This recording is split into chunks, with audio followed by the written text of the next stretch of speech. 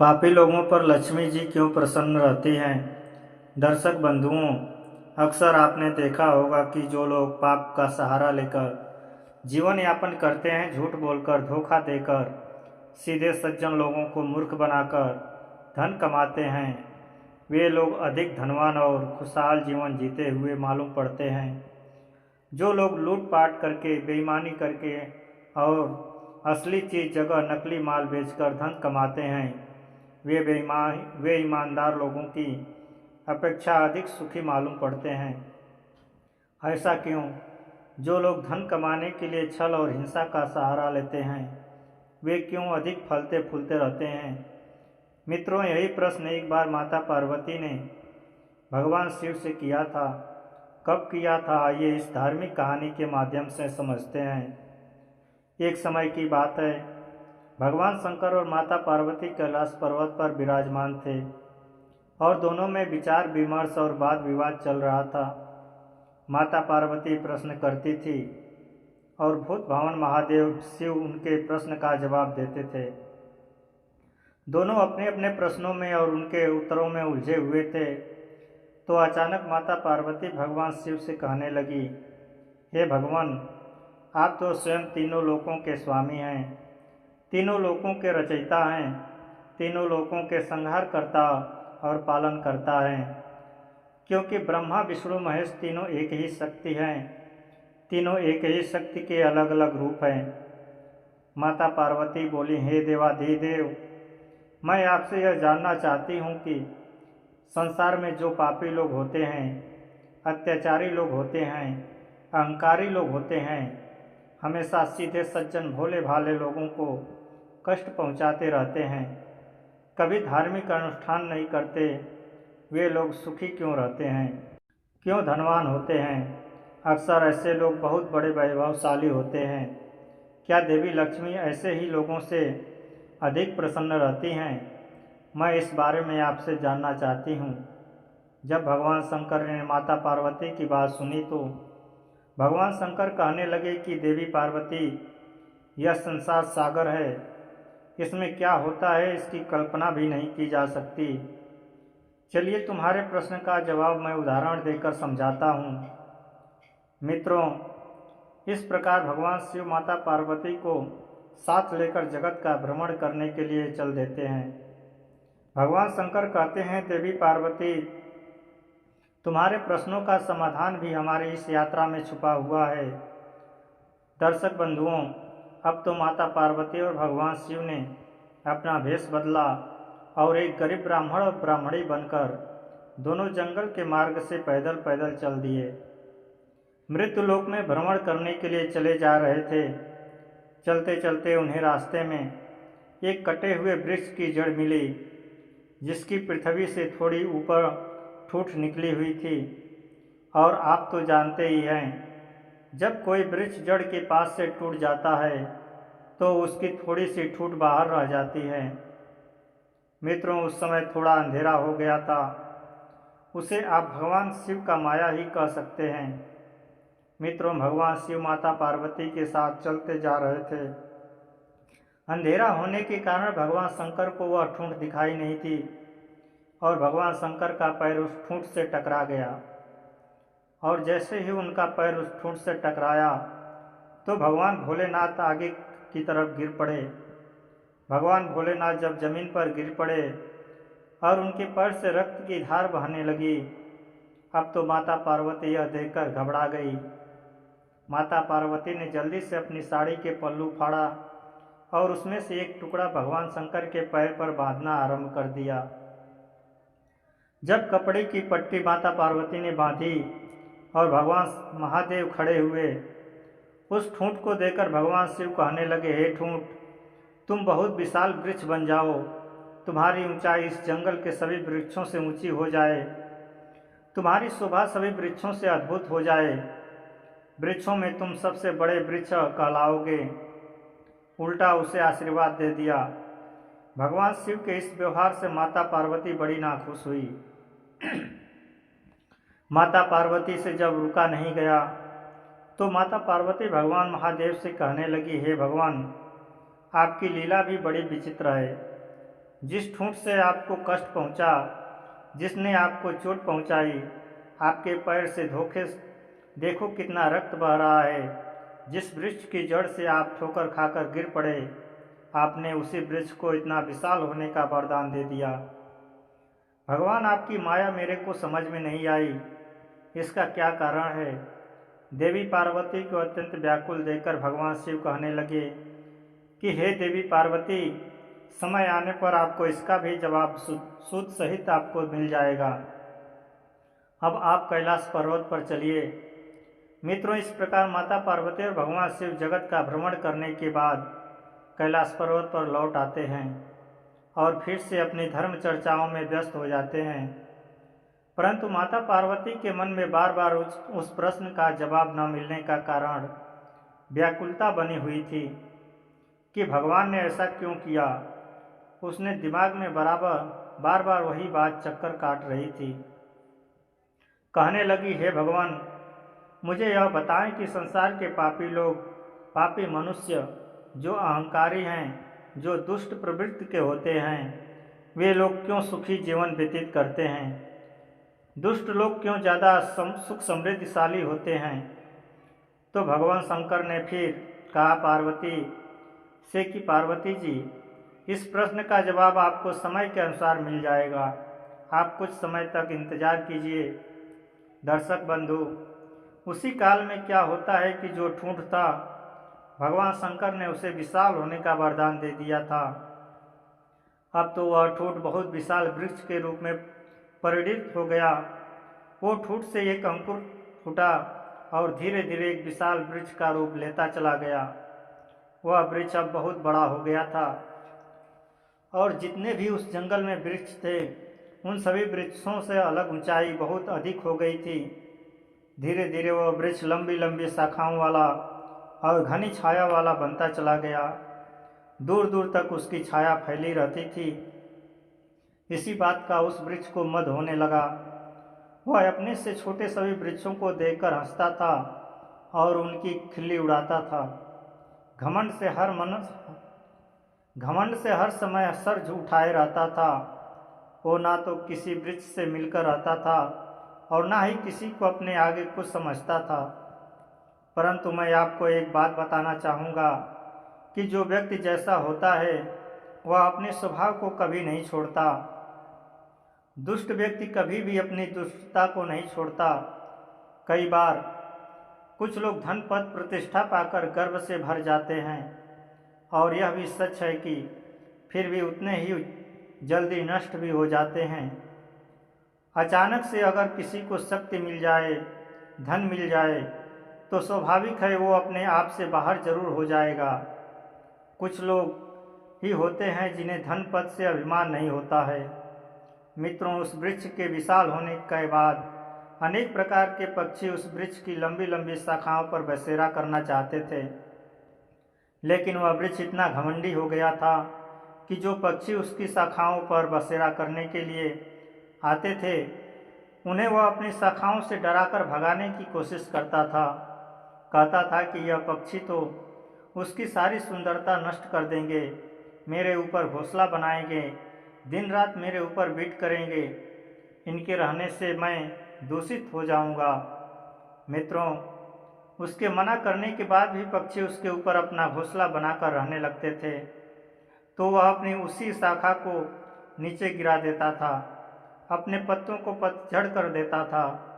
कई बार तो उसने पक्षियों के अंडे और बच्चों को नीचे गिरा दिया। इसी कारण से पक्षी लोग बहुत दुखी हुए। वे मन ही मन उस वृक्ष को कोसते थे। मित्रों, उस दुष्ट वृक्ष की करतूत भगवान शंकर भी देख रहे थे। धीरे धीरे जब बसंत ऋतु का आगमन होता है, वृक्ष उस पूरी तरह से पतझड़ होकर फिर से नई डालियां, नए पत्ते धारण करता है। तो आप तो जानते ही हैं कि बसंत ऋतु में वृक्ष कितना सुंदर हो जाता है। अपने आप को देख देख कर उसका गर्व 7वें आसमान पर पहुंच गया था, क्योंकि पूरे वन में उस वृक्ष के सुंदर कोई वृक्ष नहीं लग रहा था। क्योंकि भगवान शंकर ने उसे वरदान जो दिया था, उसको विशाल होने का वरदान स्वयं महादेव ने ही तो दिया था। मित्रों, एक दिन की बात है, बहुत तेजी से आंधी आती है, एक भयंकर तूफान आता है। तूफान का वेग इतना प्रबल था कि जंगल के सारे वृक्ष भयभीत होने लगे, लेकिन वो वृक्ष अपने घमंड में चूर खड़ा था, मुस्कुरा रहा था। उससे छोटे जितने भी वृक्ष थे वे तो बेचारे मिलजुल कर इकट्ठे रह रहे थे, और वह उस जंगल में अकेला खड़ा था। उसे अपने विशाल होने पर बड़ा घमंड था। उसका बड़ा आकार होना ही उसके लिए मुसीबत बन गया था। उस तेज तूफान से वह स्वयं को बचाने में असमर्थ था। मित्रों, वही हुआ। उस तेज आंधी ने उस वृक्ष को जड़ सहित पृथ्वी से उखाड़ कर फेंक दिया, और कम से कम 100 क्विंटल मिट्टी उसकी जड़ों में लिपट कर ऊपर आ गई। मित्रों, वह पूरा वृक्ष जमीन से करीब 5 फीट गड्ढा खोदता हुआ पृथ्वी पर गिर पड़ा। उसका बड़ा होना ही उसके विनाश का कारण बन गया। वृक्ष जमीन से उखड़कर जमीन पर ही आधे मुंह गिर पड़ा। मित्रों, उसी मार्ग से भगवान शंकर और माता पार्वती फिर से संसार भ्रमण करने के लिए चल देते हैं। माता पार्वती को तो भगवान शंकर से अपने प्रश्न का अर्थ जानना था, इसलिए माता पार्वती ने भगवान शंकर से कहा कि भगवान, मेरी समझ में नहीं आता कि आप मेरे प्रश्न का जवाब कब देंगे। तो भगवान शंकर कहने लगे कि पार्वती जी, चलो आज हम मृत्युलोक का भ्रमण करने के लिए चलते हैं। मित्रों, इतना कहकर बातचीत करते हुए शिव और पार्वती जी साथ साथ भगवान शिव जंगल के रास्ते से चल पड़ते हैं। जिस रास्ते में वह विशाल वृक्ष जड़ सहित उखड़कर नीचे पड़ा था, भगवान शंकर और माता पार्वती उसी स्थान पर आ जाते हैं। जब उस वृक्ष को गिरा हुआ माता पार्वती ने देखा तो भगवान शंकर से कहने लगी कि हे देवाधिदेव, आपकी लीला भी कितनी विचित्र है। देखो, यह कितना सुंदर वृक्ष है, कितना विशाल वृक्ष है। इस वन में इसके मुकाबले का एक भी वृक्ष नहीं है। यह वृक्ष सबसे बड़ा है, सबसे सुंदर है। इसकी छाया कितनी सुंदर होगी, क्योंकि यह सबसे बड़ा सघन भी है। तूफान ने कितना बुरा किया जो इस वृक्ष को जड़ सहित उखाड़ कर पटक दिया है। हे भगवान, यह देखो, बेचारा जड़ से ही नष्ट हो गया है। इसका क्या कारण है? हे प्रभु, इस सुंदर वृक्ष को आपने इतनी अल्प आयु क्यों दी? इसका क्यों उल्लास कर दिया? तो भगवान शंकर माता पार्वती से कहने लगे कि हे देवी पार्वती, तुम भी बड़ी भोली हो। जरा गौर से देखो, यह वही ठूठ है जो आज से कुछ साल पहले हम भ्रमण करने के लिए आए थे, और आपको ज्ञात होगा कि इस ठूंठ से मेरे पैर में ठोकर लगी थी और मेरे पैर से बहुत रक्त बह गया था। मैं पृथ्वी पर गिर पड़ा था। यह वही वृक्ष है, यह वही ठूंठ है। परंतु हे पार्वती जी, मैंने उस समय इसे क्या वरदान दिया था, क्या आपको यह ज्ञात है? माता पार्वती बोली, हाँ प्रभु, मुझे अच्छी तरह से याद है। आपने इस वृक्ष को विशाल होने का वरदान दिया था। महादेव कहते हैं, हे देवी पार्वती जी, यदि उस समय मैं उस ठूंठ को उखाड़ता तो मुझे ना जाने कितनी मेहनत करनी पड़ती, और ना मैं उसको जड़ से उखाड़ सकता। उसे जड़ से उखाड़ने के लिए मुझे अथक परिश्रम करना पड़ता था, तब कहीं उस ठूंठ को उखाड़ पाता। वह ठूंठ अत्याचारी और अहंकारी था, इसलिए उसका नाश करना मेरे लिए आवश्यक हो गया था। हे पार्वती जी, मैंने इसलिए उस ठूंठ को विशाल होने का वरदान दिया था। इसलिए मैंने उसे कहा था कि तुम इस जंगल में सबसे बड़े बन जाओ। हे देवी, देखिए, यह वृक्ष विशाल हो गया। यह वही ठूंठ है और इन सभी वृक्षों से बड़ा भी हो गया है। और जब यह बड़ा हो जाता है तो इसने फिर भी अपना अहंकार नहीं छोड़ा। इसकी अकड़ ने ही इसे इस स्थिति में पहुंचा दिया है। यह जंगल के सभी वृक्षों से अपने आप को बड़ा समझने लगा था। पक्षियों को अपने ऊपर बसेरा नहीं करने देता था। ये यात्रियों के लिए भी छाया करने से पहले पत्तों को झाड़ देता था। इसलिए यह वृक्ष बड़ा अहंकारी था और बड़ा पापी था। इसने अपने जीवन में कोई भलाई का काम नहीं किया। और याद रखना, जो लोग सिर्फ नाम के बड़े हो जाते हैं उनसे किसी को कोई सुख नहीं मिलता। उनका जीवन लोहार की उस ध्वनि की तरह हो जाता है जो सांस तो लेती है पर उसमें जीव का कोई अंश नहीं होता। जो लोग उस वृक्ष के स्वभाव के होते हैं जो सिर्फ अपना पेट बड़ा करने में लगे रहते हैं, जो औरों के नीचा दिखाने का काम करते हैं, घमंड के कारण किसी को कुछ नहीं समझते हैं, वे अपने आप को ही देखते हैं, अपने ही शरीर से प्रेम करते हैं, जिनके अंदर अकड़ होती है, ऐसे लोगों को उनका ही अहंकार मार देता है। ऐसे लोग अपने उसी विशेषता के कारण मारे जाते हैं। यदि कोई इस तरह के स्वभाव वाला व्यक्ति बहुत बड़ा धनवान है तो अधिक धन ही उसे मृत्यु के मुख में पहुंचा देता है। लक्ष्मी भी ऐसे लोगों के पास अधिकतर इसलिए रहती है ताकि उनका सर्वनाश कर सके। आपने देखा होगा कि अधिक धन होने से मनुष्य में कई दोष आ जाते हैं। चीता जब मरने वाला होता है तो उसके शरीर में पंख उगाते हैं। जमीन पर रेंगने वाला चीता भी आकाश में उड़ने लगता है। वो उड़ान उसको विनाश की ओर ले जाती है। कहते हैं बड़ा होना तो सरल है पर बड़ा बनकर जीना बहुत कठिन है। भगवान शिव बोले, हे देवी, यह वृक्ष जब ठूठ के रूप में था तब भी इसमें अकड़ थी। मुझे देखकर भी यह झुका नहीं। जो छोटी सोच वाले लोग होते हैं उनमें बड़ा होने पर इसी तरह अकड़ आ जाती है। वे अपने से बड़े लोगों का सम्मान करना भूल जाते हैं। उनके अंदर नम्रता का भाव नहीं रहता। और याद रखना, जो झुकता नहीं वो किसी को झुका नहीं सकता। अकड़ के साथ जो जीता है वो थोड़े समय तक ही जी पाता है। इसे मैं एक और उदाहरण से समझाता हूँ। हे देवी, जिस तरह मुंह के अंदर जीभ और दांत होते हैं, जीभ जब मनुष्य पैदा होता है तब भी होती है और मरता है तब भी होती है, और दांत जन्म होने के काफ़ी दिन बाद आते हैं और मरने से पहले काफ़ी समय पहले उखड़ भी जाते हैं। दोनों में फर्क इतना है कि जीभ के अंदर नम्रता का भाव होता है। वो झुकना जानती है, इसलिए उसकी आयु लंबी होती है, और दांतों के अंदर अकड़ रहती है, इसलिए वे बाद में आकर भी पहले चले जाते हैं।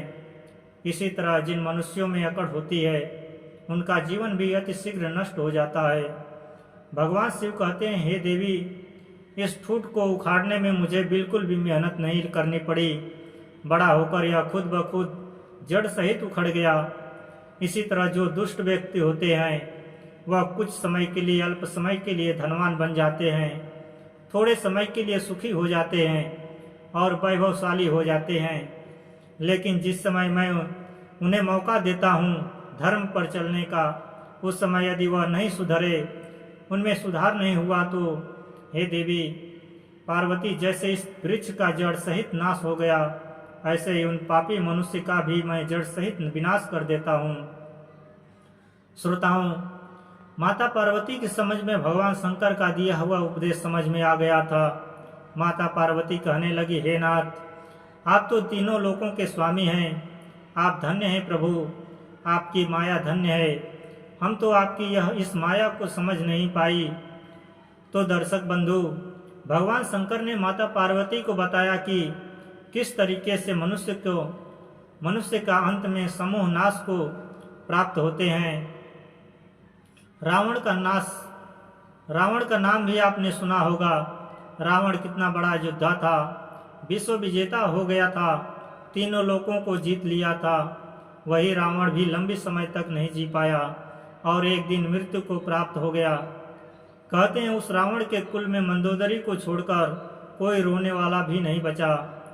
जो अहंकार में भरे हुए हैं अब अपने अहंकार के सामने किसी भी व्यक्ति को तुच्छ समझते हैं, उसे नुकसान पहुंचाते हैं, किसी का दिल दुखाते हैं या किसी को कोई हानि पहुंचाते हैं।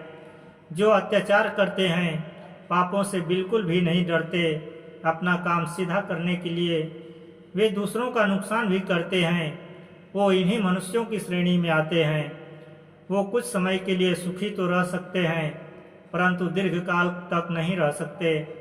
उनका अंत जैसे इस वृक्ष का समूह नाश हो गया, जड़ सहित यह वृक्ष उखड़कर जमीन पर गिर पड़ा। किसी को इसका नाश करने के लिए हाथ नहीं लगाना पड़ा। ठीक उसी तरीके से उन पापी मनुष्यों का भी अपने आप विनाश हो जाता है। भगवान शंकर कहने लगे, हे देवी, जो भगवान के भक्त होते हैं, जो अपने धर्म पर चलते हैं और धार्मिक नियमों के अनुसार अपना जीवन यापन करते हैं, जो किसी को दुखी नहीं करते, दूसरे के दुख से दुखी होते हैं, और उन मनुष्यों का, उन प्राणियों का तो मैं हमेशा ख्याल रखता हूँ। जैसे देखिए, इस जंगल में अन्य वृक्ष भी हैं जो मिलकर रहते हैं। तूफान का वेग उनका कुछ नहीं बिगाड़ सकता। दर्शक बंधुओं, भगवान शंकर की बात सुनकर के माता पार्वती बड़ी प्रसन्न होती हैं और भगवान शंकर से कहने लगी कि हे महादेव, अब मुझे अच्छी तरह समझ में आ गया है कि पापी लोगों के घर देवी लक्ष्मी क्यों रहती है। आपकी माया का कोई पार नहीं पा सकता। मित्रों, इस प्रकार माता पार्वती के प्रश्न का उत्तर देकर भगवान शिव कैलाश पर्वत पर लौट जाते हैं। दर्शक बंधु, यह कहानी से आपने क्या सीखा, कमेंट में हमें ज़रूर बताना। तो चलिए मिलते हैं आपसे अगली वीडियो में एक और ज्ञान चर्चा के साथ। आप सभी का बहुत बहुत धन्यवाद। जय श्री कृष्णा, राधे राधे।